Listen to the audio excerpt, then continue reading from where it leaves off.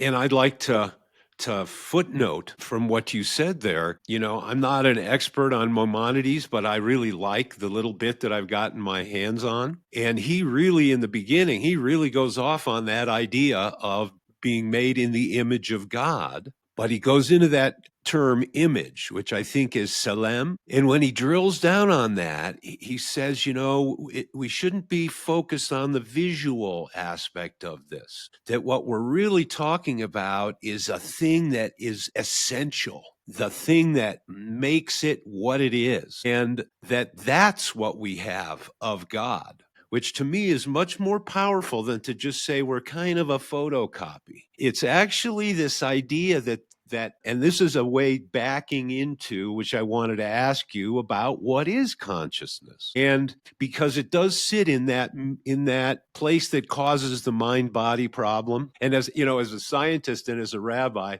I feel like you probably have a foot on both of those icebergs. I think we are given a gift to have self-awareness and to have an awareness of the world around us.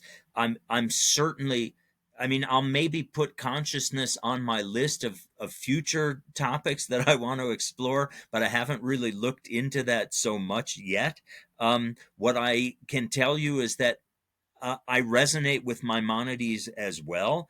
I sometimes joke that he lived in a society where it made sense from his rational approach to be a physician. But if he had lived in the 21st century, he would have been a physicist, because that's what would have resonated with him.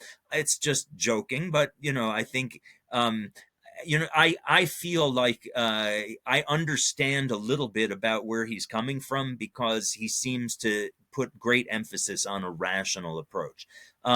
He felt that thought, just human thought, is maybe what we mean by the divine image, and that what is it that we strive for?